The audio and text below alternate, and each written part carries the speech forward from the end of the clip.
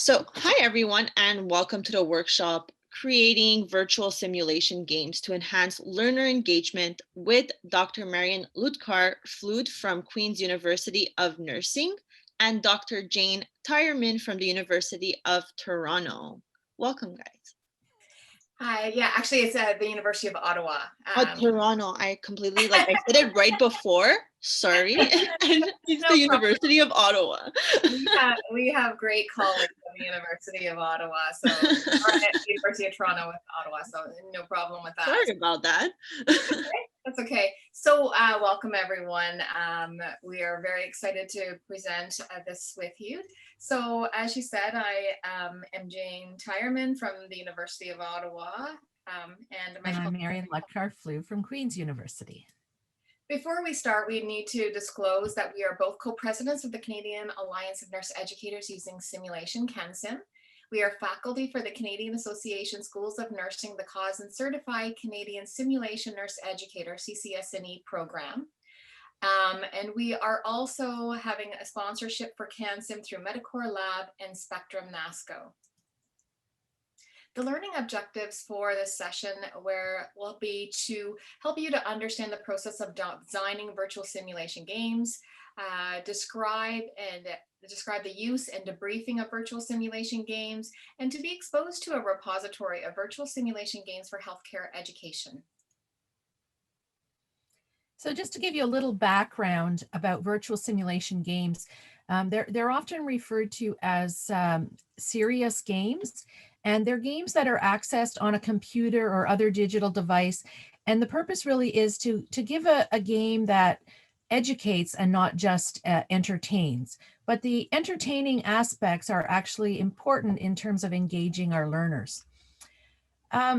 There's other advantages to using virtual simulation games, and that is when you're doing a live simulation, I find that one or two students will step forward and make the decisions, and the shyer students or those that lack confidence will hang back and not make decisions. However, when you're playing a game by yourself, you are launched into the decision-making role.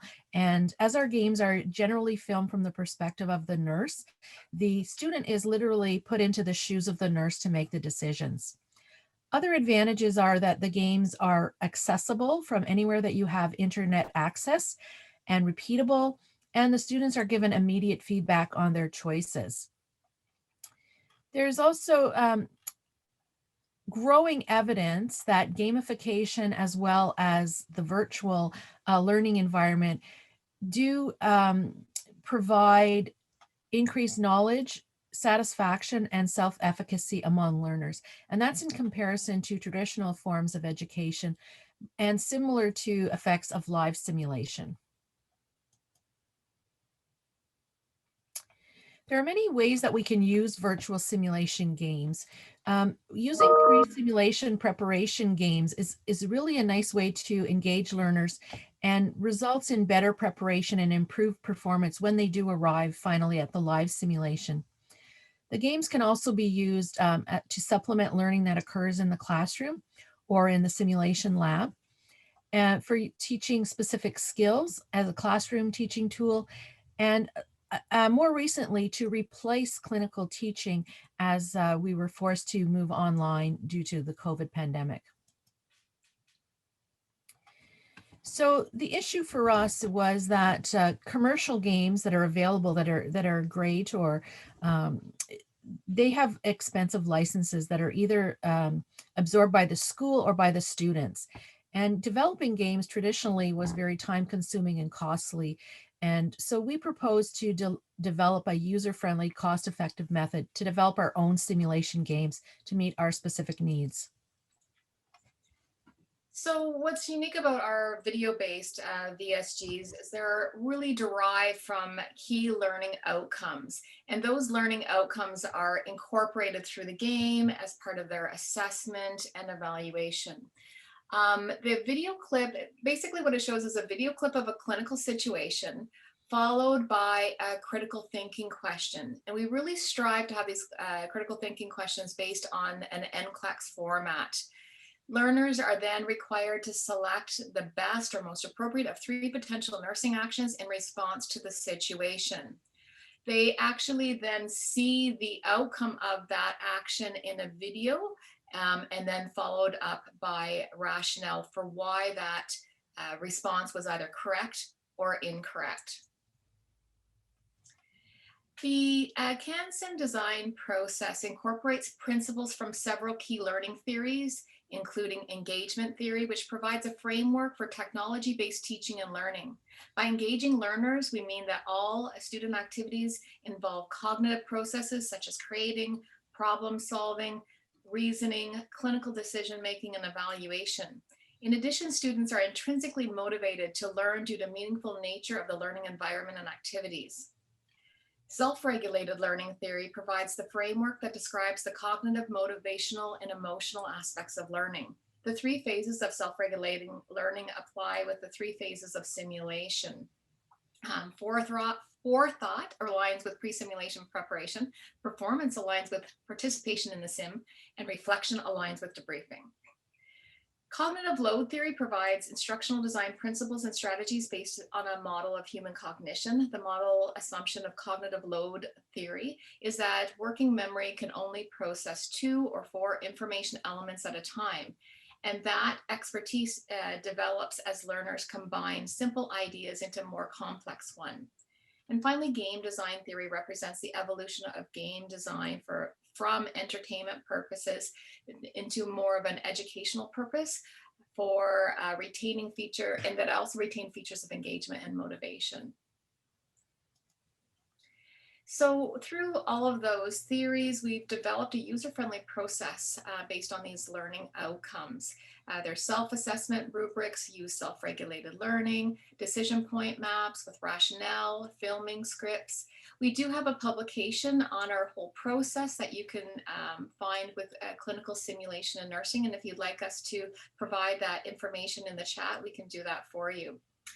Our design process is also very user-friendly and not requiring high-tech technology and equipment. So we film using GoPro camera and iPads or iPhones. We use family, friends, students, and colleagues as the embedded actors. And the sharing of these games further increases the cost effectiveness. So the original VSGs that we created were funded by eCampus Ontario as pre-simulation preparation for in-purpose simulations. And these VSGs are available open access on the CAN-SIM virtual game preview tab that you can see on the slide. And there are 3 games that are hosted there: Care of the Elderly Patient with Urosepsis, Care of the Adult with Diabetic Ketoacidosis, and Care of the Adult with Respiratory Distress. And as these games were created for pre-simulation preparation, each of these games is accompanied by an in-person clinical simulation that you can download if you wish to use it. There's also a learner preparation package and a learning outcomes assessment rubric. And these games are also available in French, as it's part of CAN-SIM's mandate to provide resources in both official languages. Additionally, there was a 4th game that we created for pre-simulation preparation. It was on de-escalation of the angry patient. And this one actually evolved into a standalone full-length game that could replace an in-person simulation. So what we learned from this very first project, we did evaluate it. We found that it was both feasible and cost-effective for nurse educators to develop their own VSGs. They were rated very highly by the educators and students in the study in terms of usability, engagement, and learning. And we did a comparison of pre-simulation preparation with the VSG versus a case study, and the students that used the VSG rated it more highly. In terms of self-reported confidence, it increased significantly following simulation, but there was no difference between the case study or the VSG. So as long as students were doing some preparation, they were able to increase their competence. So following the eCampus study, We have provided virtual simulation game design workshops across the country and the US. And we've also had graduate students create VSGs and conduct their own research projects around their use and effectiveness. And this is an example of one of my graduate students, Evan Keys, who did a game about resuscitation education. Sorry. With a colleague from the University of Athabasca, we created a full virtual simulation game on topic of conflict resolution in the workplace. And then we were invited to the Alberta Children's Hospital to work with their pediatric transport team to create a VSG on the topic of coarctation in the neonate. And this was an absolutely great team building exercise. It was interprofessional, and they were very excited about the game they created, but more importantly, they really got to know each other in a nice way during this workshop. We were then invited to do a keynote and a 2-day pre-conference workshop for the WICSE Western Canada Health Science Educator Conference, where we created a 2-part game. One was cardiac arrest, and the next was breaking bad news. Oops, I went backwards. Sorry, went too fast. And then we had colleagues from the University of Windsor that traveled to Queens to create a game about the unresponsive patient with hypoglycemia. And we recruited a graduate student, undergraduate students, and our lab manager to participate in the filming. We then traveled to the University of New Brunswick and filmed another 2-part game about an opiate overdose and then a follow-up mental health counseling. The 2 parts can be used separately or together depending on the course objectives. And then we traveled to Texas A&M Corpus Christi and created 2 different games about veterans with PTSD. And these were filmed with actual US Armed Forces personnel, but have applicability to personnel in Canada as well. We then worked with my own institution, the University of Ottawa, where we filmed a head-to-toe assessment game and then 3 small mini games that focused on abnormal assessments of the neurological, respiratory, and cardiac systems. They are already implemented at the University of Ottawa in our program. And we traveled to Dalhousie University in Halifax, Nova Scotia, and created 2 separate games. One was about a medical device incident, and one was about a well baby checkup where the mother is experiencing postpartum depression. And this was another interprofessional experience. We have an actual doctor there and a respiratory therapist that participated in the workshop as well. So all of these virtual simulation games and related resources that are aligning with each of the game are housed on the CanSim. We've created a learning management platform on our own site to guide learners and users through that. And when you go to the CanSim website, you'll land on our homepage where you'll find news and announcements. And there's a number of tabs at the top that you can explore. So CanSim is a non-for-profit organization that envisions excellence in simulation education and research through networking. We believe in collaboration, mentorship, innovation, and scholarship to support this vision. Scenarios are available to CanSim members who share a resource such as a scenario or a virtual simulation game or any concept-based learning activity. And the purpose is for this is to increase the repository of scenarios and other learning activities that we can share with our full membership, which has reached over 1,000 members from around the world. So we received some funding from CIHR and the Canadian Association of Schools of Nursing to support the development of a website and a series of VSGs for nurses and nursing students about sexual orientation and gender identity nursing. And these are housed on the SOGI Nursing website at www.soginursing.ca. And on the homepage, you'll see there's a SOGI Nursing Educational Toolkit. There's a searchable collection of resources. There's a nursing education course, and there's academic research articles as well. The course itself is presented on a learning management system. There's an introductory video PowerPoint lecture on the SOGI terminology, as well as one on cultural humility. You'll find there are resources for preparation, pre and post self-assessments. There are 4 main VSGs and 3 mini VSGs, and we're actually adding more as we speak. There are resources for remediation, and there's also self-debriefing reflective questions. So one of the games is called Wolfgang's Story. It involves an elderly gay man who has recently lost his spouse, who is going through an emotional crisis and is being assessed in the emergency department. Cody's story is about a transgender youth who's facing issues of sexual safety and suicide risk.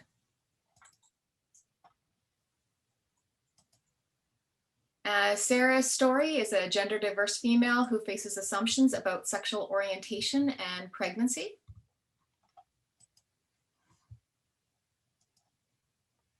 And Connor's story is a transgender male who is misgendered first in the waiting room and then subsequently again followed by the healthcare provider. And the students can see the reaction of the patient to the way the nurse is speaking to the patient. We also have a number of mini games that are available, including same-sex parents, bringing the child to the emergency department. We have a bi male and a bi female game. Additionally, as we said, all of our resources and games are available in both official languages. So here's an example of 3 of the games that are available in French.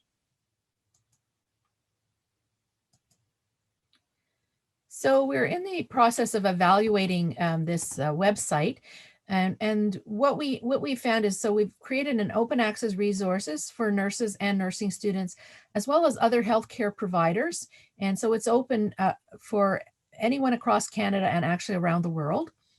It's helping nurses, supporting them to examine their own values and biases when caring for gender diverse individuals. We're aiming to increase cultural safety and cultural humility in clinical practice. And we launched the website back in September and have had over 775,000 views between October and February. As well, in response to the emergence of the COVID-19 pandemic last March, there was an immediate need to move nursing courses to online formats. And the International Nursing Association for Clinical Simulation and Learning and the Society for Simulation in Healthcare issued a joint statement to support the use of virtual simulation as a replacement for clinical hours for health professional students. And so in response to educators requiring this immediate access to high quality, peer-reviewed and contextually relevant virtual simulations, CanSim provided immediately temporary open access to all of our VSGs and related resources to nurse educators across Canada and internationally. This message was disseminated by CAUSN and led to a partnership between CAUSN, CanSim, and the Canadian Nurses Association to rapidly develop resources for COVID-19 assessment and PPE, including a VSG that was created using the CanSim VSG design process. So in terms of our learning management platform, the COVID-19 PPE game, like every other game, and this is giving you an example. So if you click on the tab, it takes you to this, where it's an open access learning module with the VSG related assessment and PPE for COVID-19. We created this in less than a week in collaboration with Canadian Association of Schools of Nursing and the Canadian Nursing Association for use by all nurse educators, nurses, nursing students, and frontline workers. When you get to this page, it's important that you click on the curriculum tab, and you will then be brought into the learning management page, which is this next slide. Once you click on the curriculum, it'll take you here. You will see the full gamut of our resources, including background learning outcomes, self-assessment rubrics, game link, virtual debriefing options, reflective questions, and resources. So you begin by clicking on the background. And it gives you an overview of what the scenario is, the targeted learners. And then you'll go to the learning outcomes. Here is the learning outcomes that are specific to the VSG that we talked about earlier. We created them with a team of public health nurses from across Canada. If you would like, you can click on the self-assessment rubric in the menu at the bottom right of the screen. This takes you, provides the educators with some instructions on how to use these evaluation learning outcomes self-assessment rubrics. If you select the click here, you can download a copy of the rubric in either a Word document or PDF, which can then be emailed, shared, posted on your own university learning management platform for learners to complete prior to playing the virtual simulation game. Next, you can see on the bottom right is Game Link. So if you click on the game link, you'll see instructions about how to best use the game. And then to access the, sorry, if you click on the game link tab, you'll see the instructions. And then you have to click on the game link here where it says click here. So these are some screenshots of the COVID-19 assessment and PPE VSG, and it shows a telehealth encounter between a patient and a public health nurse. And so we altered our filming for this portion to actually film on Zoom so that we could create this side-by-side picture. And here are some additional screenshots as the game progresses to the COVID-19 screening center, where the nurses will be role modeling the proper use of PPE and conducting the screening test. So CanSim offers free access to all of our virtual simulation games. We did this during the COVID-19 pandemic, and that was not only to Ontario or Canada, we open access this around the world. The COVID-19 assessment and PPE VSG continues to be available open access on our CanSim website, and it is updated as information changes. To date, we've had over 2.5 million views of the game. So this table summarizes the number of users during the first 5 months, during the first year. And early in the pandemic, the game was endorsed and disseminated by organizations such as CAUSEN, CNA, Anaxel, SSH, Simulation Canada, and the NLN, which signifies the value of this much needed resource during the COVID-19 pandemic.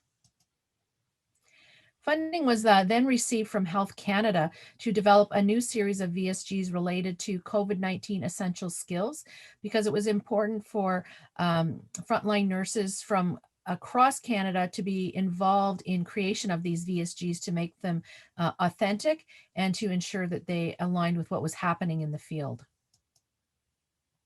So these games are available through the funding as open access with their own unique website. I've put it in the chat, but it is also here, www.can-sim.ca//HC.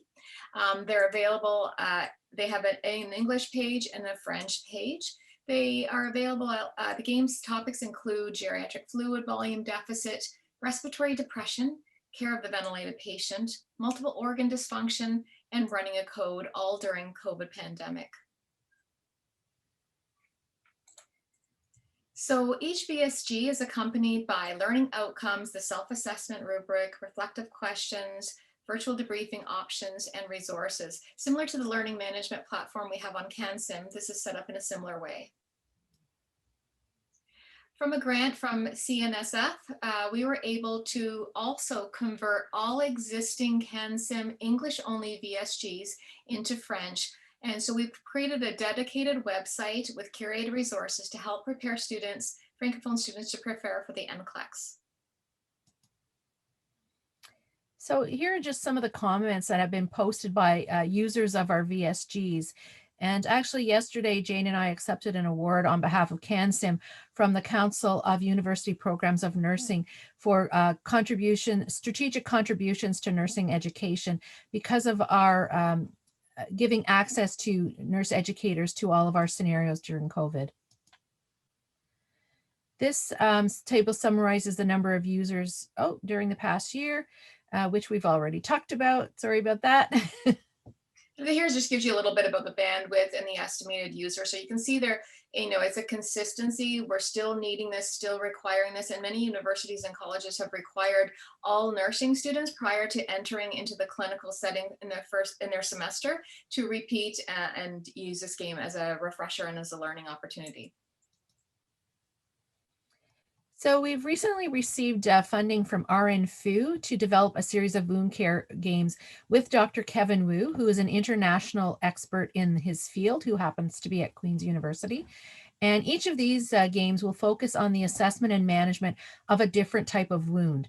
And then we're also developing a virtual quiz game or a virtual OSCE for summative assessment of wound care skills. So when you're considering integrating these VSGs into your curriculum, you don't just give the game to the student. You want to make sure that you're preparing them, considering the learning outcomes to make sure that they align with the level of the learner. And so this level includes aligning with their simulation experience as well as their clinical experience. And then you want to make sure that your preparation and briefing are appropriate, again, to the level of the learner. You want to consider whether this is going to be a group work or it's going to be individual. And then you need to consider the type of debriefing that will be appropriate, again, for your specific learners. And it's important that we don't forget about the debriefing, because the most rich learning oftentimes comes from the debrief. So there's different types of debriefing. We have embedded feedback into all of our virtual simulation games in that rationale pop-up why the answers are correct or incorrect. However, we recommend additional debriefing using one of the following methods.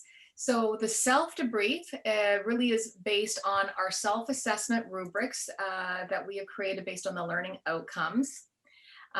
You could do an asynchronous debrief through answering reflective questions. This can be hosted on an online discussion board. Synchronous virtual debrief using web conferencing platforms such as Zoom with a dedicated facilitator and students.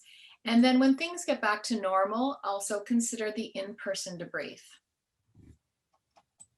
To support people or individuals, facilitators who are engaging in debriefing, as it's such an important piece of the learning, we have created a facilitator guide to virtual debriefing. This is a 2 to 3 hour course. You get a certificate at the end, and it explores the history of debriefing, and then all the methods of using it for virtual. And then we use debriefing for meaningful learning framework as a guide. Following that, we created a virtual simulation game for education facilitators to apply what they learned in that faculty development module into synchronous virtual debriefing. So the CanSim repository of scenarios and virtual simulation games was set up to be shared amongst contributing members. However, due to the overwhelming number of new members wanting access to the games who didn't have a resource to share in the repository, we've added 2 new paid membership categories. They're minimal fee, $50 annually. And so these funds that we're collecting are actually going to be used to set up the CanSim Nursing Simulation Innovation Grants, which is something we've been hoping to do for a number of years, and those will be launched shortly. We also do virtual simulation design workshops, and we're conducting one this weekend starting Friday. However, I believe the workshop is now full. But if you're interested in a workshop, contact us and we will set one up as soon as we have enough people interested. And so during this workshop, you would learn how to create your own virtual simulation games using a GoPro camera and iPad or Zoom. And it's typically a three-day and 1 2-hour evening workshop.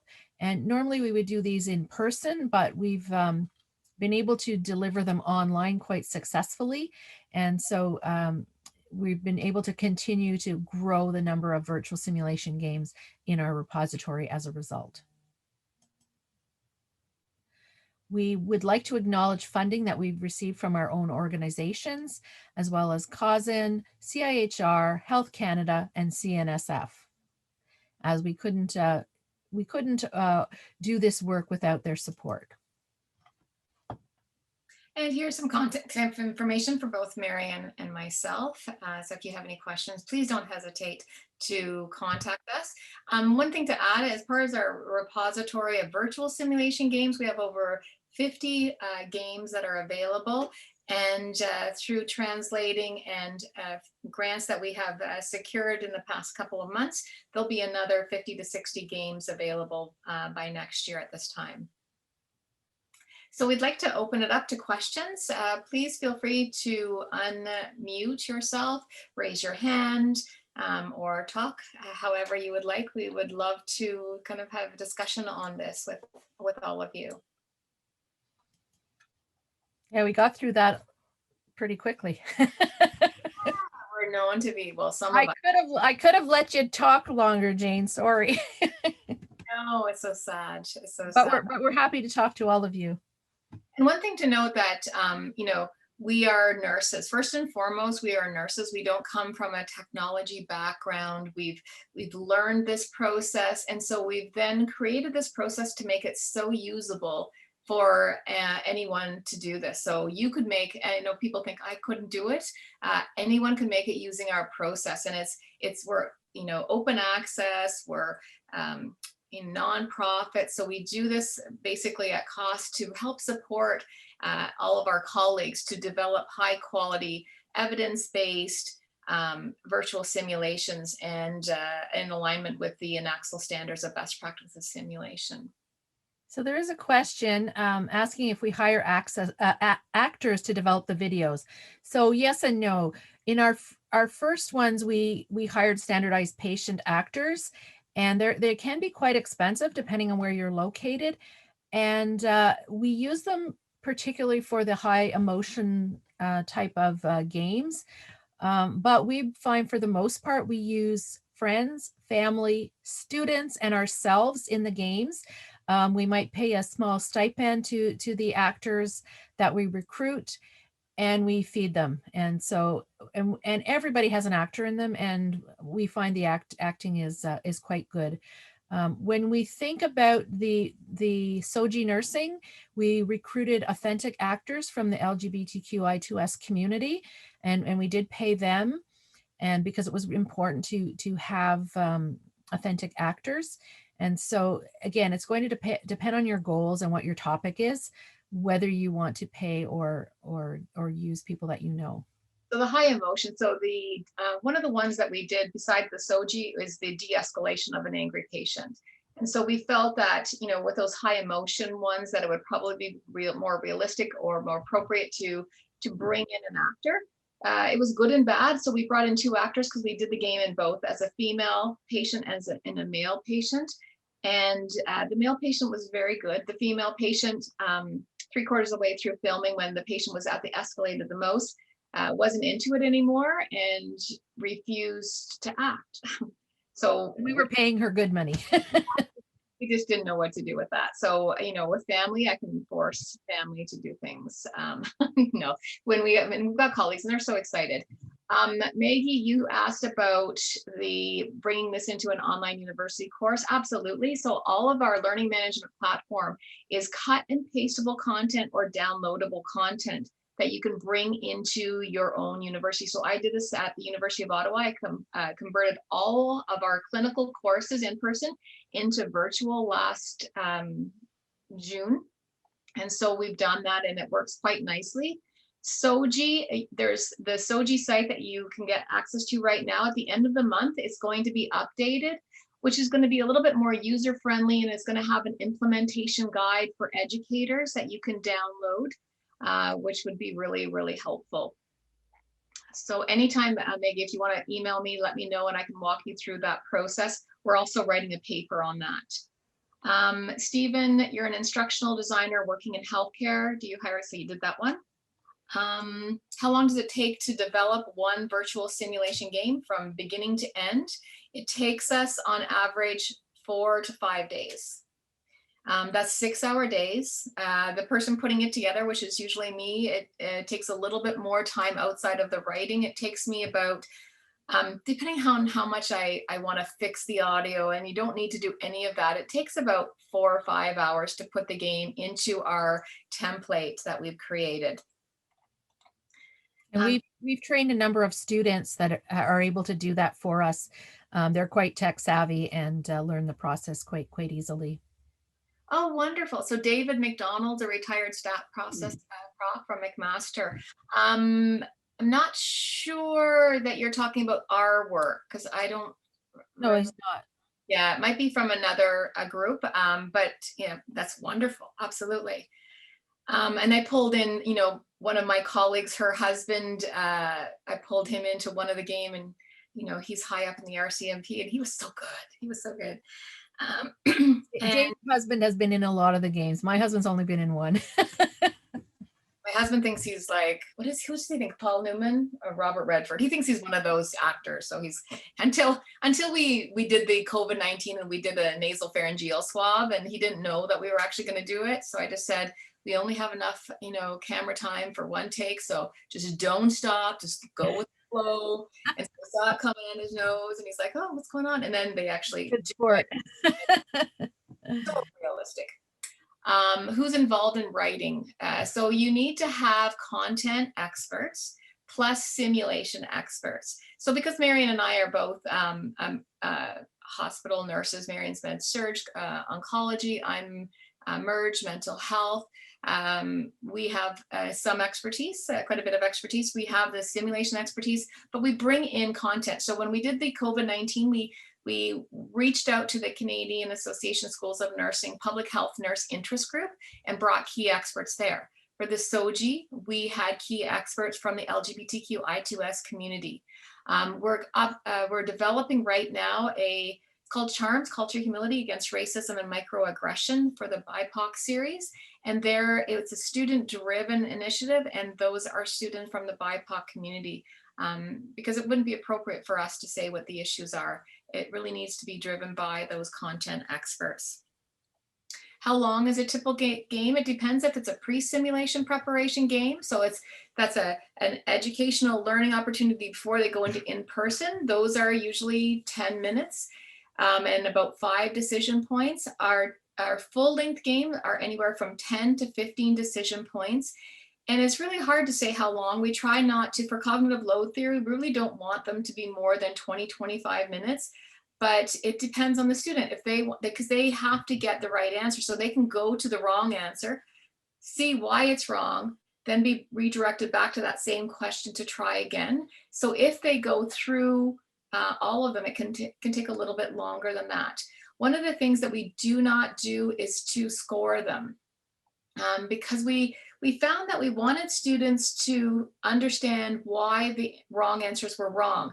We intentionally made the wrong answers typical of common errors or not as high priority interventions and as common problems or common issues that we see in clinical practice. So they may not know why it's not wrong, or why it's wrong, or why the right one is right. So we want them to go through and look at those, so that if you don't put that scoring in there, it encourages them to explore the wrong answers. It provides a safe environment for them to make errors and to see the outcomes of those errors and try again. I hope that answers the question. Sorry, my voice is a little foggy. It's so cold with the snow outside. I'm like, oh my goodness. And we let one more person into the workshop. Email us. Yes. Thanks for the great presentation. I'd like to register for the design workshop, but it already seems sold out. Is there a way you can get us tickets to one? Yeah, we're actually we run these workshops every month or two. So absolutely, you can go onto the CanSim website, and we strongly encourage everyone that's interested to join CanSim. There's a join now, which we would like, and then you'll get access as our member, as a general member or a annual member or a lifetime member. You'll get our news blast, which tells you of all the upcoming events that are happening.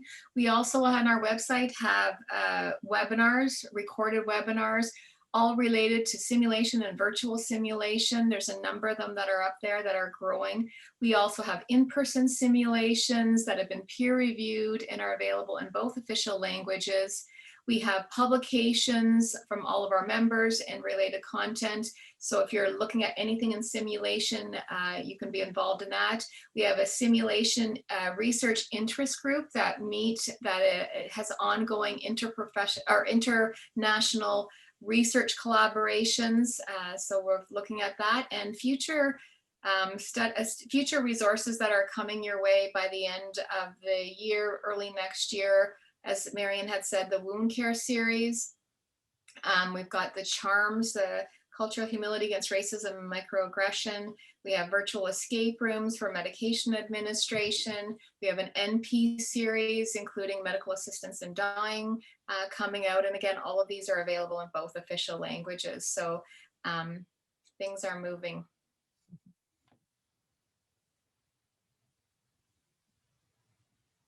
Any questions from anyone else?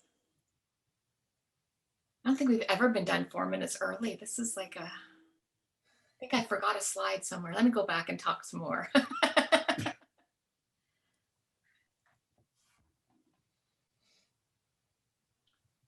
I have one question. I was just wondering if there is a recommended way, or there's any way of integrating some of these in an LMS or Moodle. You might have talked about this at the beginning. I didn't see the beginning of the talk. Yeah, all of it is in. So basically on our learning management platform, everything is cut and pastable. And then or downloadable, and you put it into your learning management platform. So I've done this through the University of Ottawa for all of our clinical courses, and I've even extended it a little bit so that it's almost like a time they can't move to the next activity before the previous activity is done. So I tried to replicate a clinical experience. So for example, which one can I say? So the geriatric fluid volume deficit. Basically, it's created into a 4 to 6 hour course replicating a clinical experience.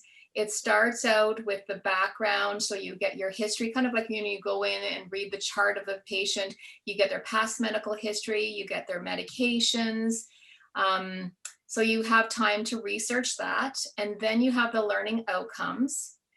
Then once you've read those, you are opened to the self-assessment rubric that are based on the learning outcomes. And we've leveled those learning outcomes in the rubric from Benner's novice, intermediate to competent learner.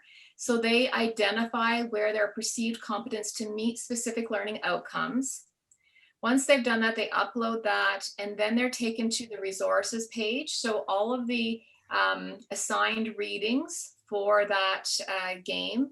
So they have to read those. Once those are all accessed and hopefully read, because I can only do the access part, then they're opened up to the game link.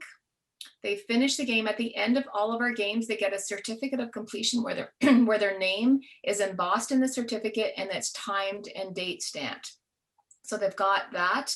Then they move into, they have to do a progress note, and I specifically give them content related to the game that I want them to do a progress note. And I do it as a narrative note. They have to do the date, the time, the note, the credentials. Then that's uploaded as an assignment for evaluation. They have a rubric.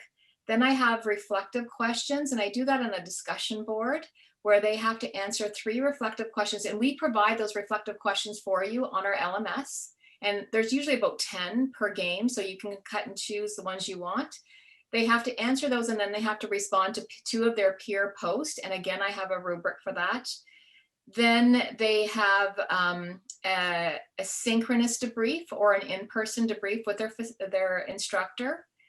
And then they have the self-assessment rubric again. So those same learning outcomes, those same leveled indicators, and then they see their progress. So maybe on one learning outcome, I started as a novice, now I'm an intermediate, or some I was novice, now I feel competent. Any area that they're not a competent learner, they can also be diverted back to those resources to support further reading. So it's all transferable to your own LMS. Great, perfect, thank you. And I can help you with that if you need, I can show you what I did. It was fun. You might hear from me. It wasn't fun at the time, but it is fun now. Thank you. No problem. So there is a question about our translation process. And yes, we take the English scenarios and scripts and we have them translated by professional translators. And then we actually now record the voices and dub them over the English. And that was because of COVID, because it was too challenging to film twice. And so we're actually using that process now to translate all of our games from English into French. So our original games were filmed with French actors, but the new ones will just have the French voice overlay. And Jane's getting quite good at doing that. Yeah, so it's just so you know, when you do French games, if you're doing that with the English games, always plan for more time for your French games. It tends to take twice as long for the French, but now that we've taken that into consideration, just getting it professionally translated, then I bring it to the actors and they can kind of fix up, because sometimes your professional translation, the verbiage is a little bit different than you would speak in everyday language. So it has to be authentic to the actors. And then we also have closed captioning options. So we have our own template that we've created through Articulate Storyline. And so that's what we, if you come into our course, we then give you access to our template, which is again, very, very easy. We've set it up so that you only have to change text and then upload videos. We've got all your triggers and decision points all mapped out for you. So we've had a number of individuals who are not Marion and I have done this, and you can see their experience on a webinar, the last webinar from CanSim, and they talk about, you know, their process of creating their own games, and they've done a fantastic job. We also are working with Horizon in New Brunswick, and they're creating their own series of games for their emergency department. So the thing is with this is one of the things is if you use our template, you just have to share it back to CanSim. You can do put it on your own LMS, but it has to be shared back to CanSim so that, you know, I create something and everyone in this group can have access. Marion creates something, everyone. So it's about breaking down the silos in education and using our expertise and then sharing that expertise with others to advance the quality of simulation and nursing education. We've got colleagues around the world actively involved with colleagues in Ireland, England, the US for sure, now Israel, Egypt, Australia, Norway, Sweden. So you're going to get amazing resources too. And so Marion, you had a PhD student who just created a game in Amharic. So this is the language they speak in Ethiopia.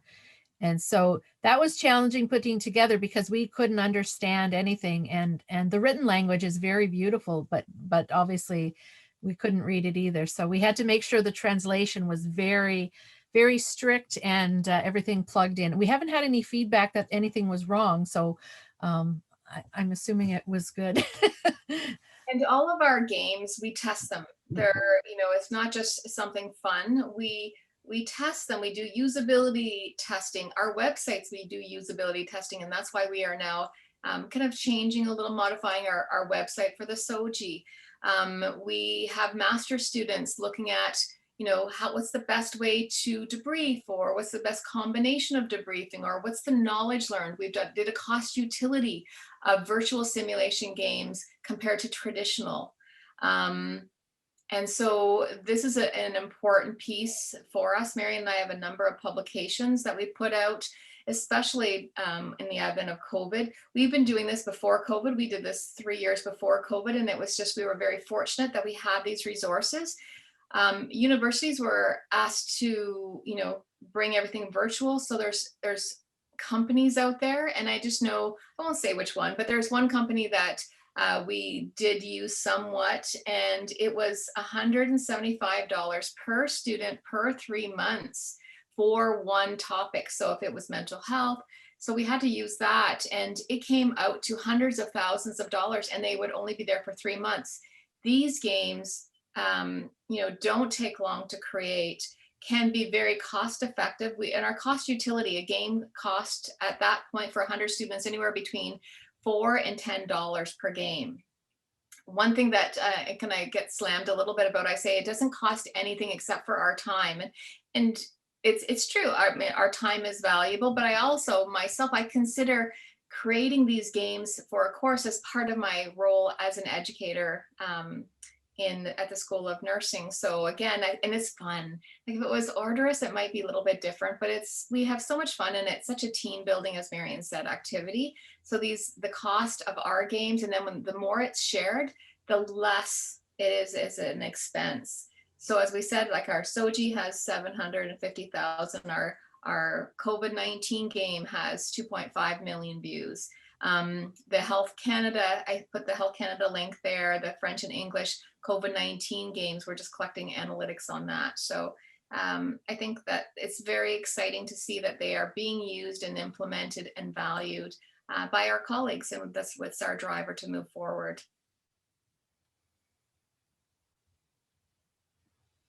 So I told you I could talk. Is there any other question? We'd love to share.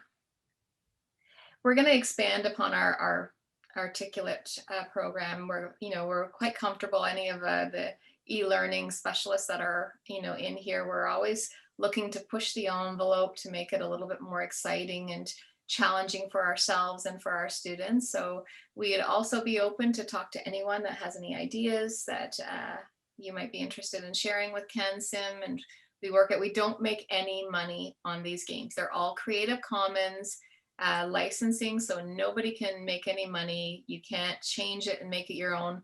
It's important that we recognize everyone who is involved in the game development.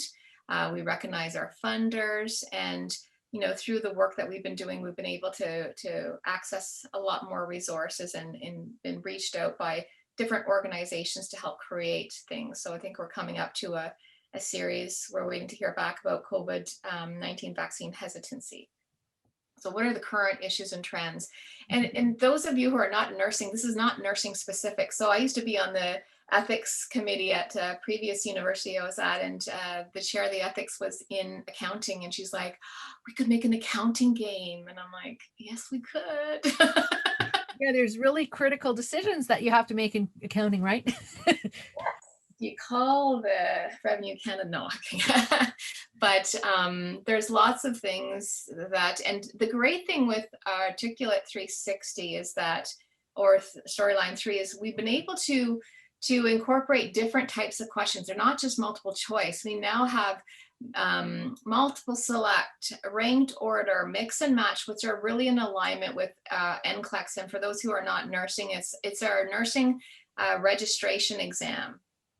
So we find it really beneficial to help students prepare for the NCLEX. And the NCLEX is based on what as learners, new graduates need to know in the first year of practice. So I think it's quite relevant that way. Yeah, so go on the website and click on the open access games to try them out and see what you think. To get into our learning management platform, though, you do have to be a member, and Marion showed you it's like $50 a year, and it's only for nurse educators. And then once you have access, then you cut and paste and download it. You have 280 students in your class. It's free to them because you have that $50, and that $50 is going to support CanSim, the website. There's costs there, but we're really trying to earmark the largest portion of that into research grants. Any of you who are nurses know that there's very limited money out there for nursing. So we want to support our members that if you're like, I want to make a game and I want to do a small study on it, then you can apply for the CanSim Research Award, and then we'll help to facilitate that. We're going to have an award for a grant for educators, and then we're also going to have a grant for students. So I think that's it, Tanya. Awesome. Thank you very, very much for that very informative presentation. I want to thank all the participants as well.